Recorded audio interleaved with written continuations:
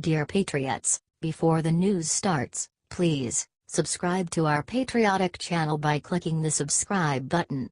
Give us a thumbs up to this video. Don't forget to leave your opinion below in the comments section. Share the news on Facebook and Twitter so you friends see it.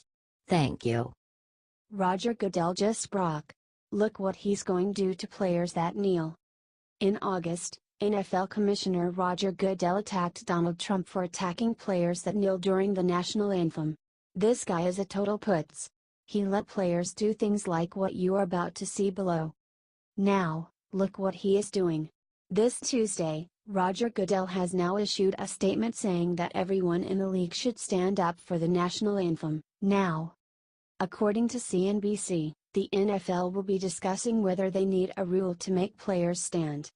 Goodell released the following statement and said that the league must move past this controversy.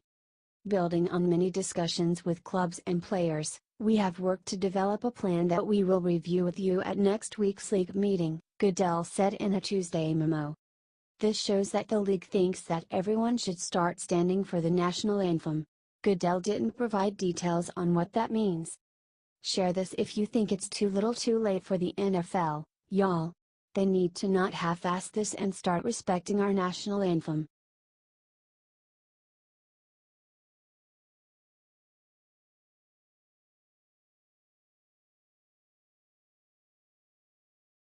The New York Times connection with Antifa has just leaked. Look what just leaked. Project Veritas has recently released a new video that shows them undercover in the New York Times. In the video, it shows them undercover talking to a NIT editor that admits that he is targeting the Trump friends and family to try and take down Trump. He has not discussed the objective, yet. Dudek says tells undercover Veritas journalist that, "No, I'm not, that's why I'm here." He then adds the following line that should scare the New York Times, "My voice is on. My imprint is in every video we do." Dudek has previously worked for Barack Obama and Hillary Clinton's campaigns. However, it gets much better. The editor then brags about his involvement with Antifa and says that he was asked to join by his alleged godfather, FBI Director James Comey. "I joined that stuff for them, the FBI. I was an asset. So it was intelligence gathering, seeing if they were sick, what their agenda was, whether they're a threat or not," Dudek claims. According to the NIT Ethical Handbook, Section 107. Staff members may not write about people to whom they are related by blood or marriage or with whom they have close personal relationships, or edit material about such people or make news judgments about them. Dudek claims later in the video that he lied, which suits the New York Times.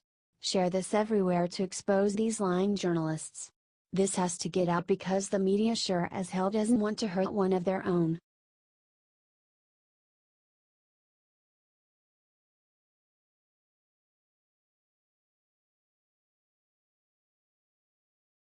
Pure genius. President Trump has a new plan to save our healthcare without Congress. President Donald Trump has been working hard since the day he took office to make sure the disaster of Obamacare doesn't destroy our country.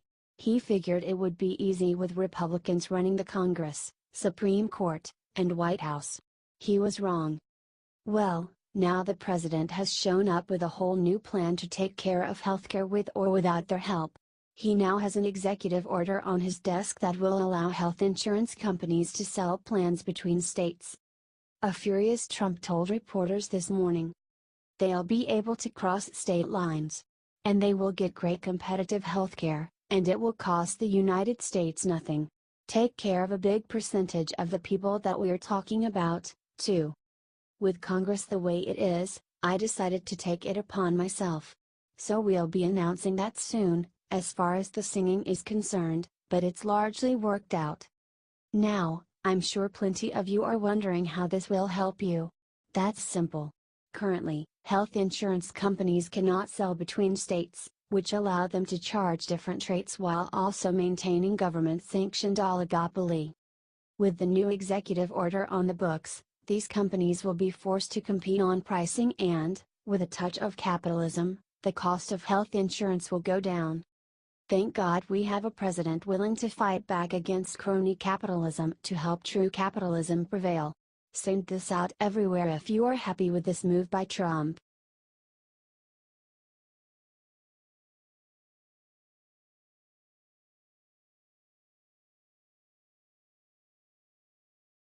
Killshot: every NFL owner just agreed to do one thing to end anthem kneeling for good. Over a year ago, NFL players started kneeling during the national anthem following Colin Kaepernick's desperate attempt to stay relevant after his failing career. Fast forward 1 year and almost every single team has now kneeled for the anthem, and America is $red. People are burning jerseys and their viewership is down over 30%. Something needed to be done. NFL spokesman Joe Lockhart just announced that the owners of every NFL team will all be meeting next week to decide on a new rule to ban anthem kneeling across the entire league. Now, this is where things get a bit tricky. There is a rule in the NFL, written in 2007, that requires every player to be on the field during the anthem. Before that, it was okay for some to stay in the locker rooms.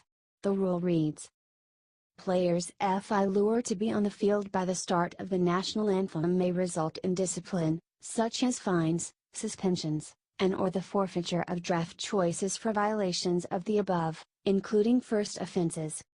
So, clearly, this is not a simple issue of leaving the kneelers in the locker room. At the same time, our anthem deserves respect and is worth fighting for.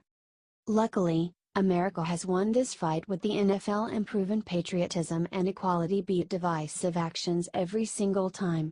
If you think the NFL needs to ban anthem kneeling, spread this around and let them know it.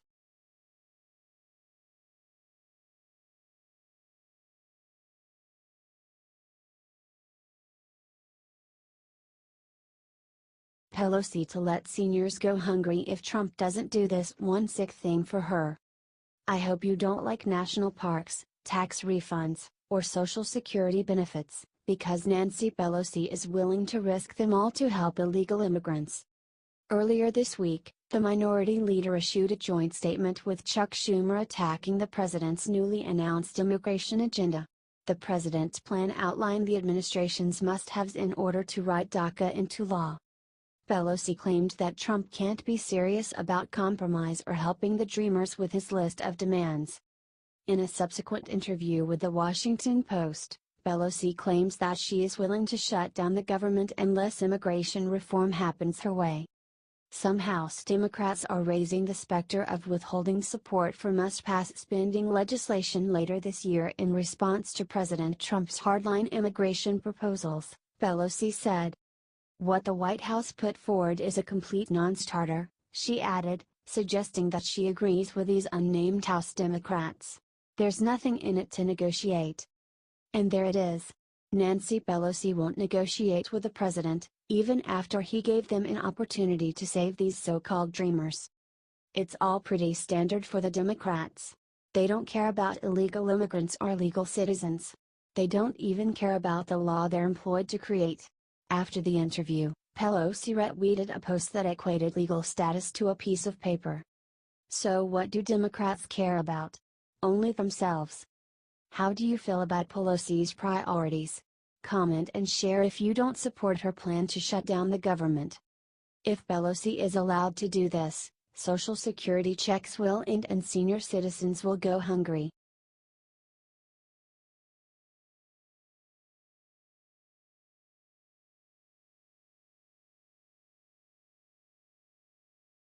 Republican Senator explains why being pro-choice makes her want to repeal Obamacare. Republican Senator Lisa Murkowski really impressed a lot of people in the Senate with her anti-Obamacare speech. She has a history of voting for liberal policies despite being a conservative, but she left conservatives pleasantly surprised. In an impressive speech, Murkowski explained how being pro-choice makes her want to end Obamacare. I have always supported the freedom to choose. I believe that the federal government should not force anyone to buy something they do not wish to buy in order to avoid being taxed. That is the fundamental reason why I oppose the Affordable Care Act from its inception, and also why I co-sponsored a bill to repeal the individual mandate tax penalty starting as early as 2013.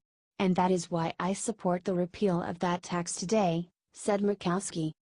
Over the course of this year, the Senate has considered bills that would have repealed Medicaid expansion, completely transformed the base Medicaid program, converted the individual exchanges into a block grant program, cut Planned Parenthood out of Medicaid reimbursement for a year, and other measures, she said.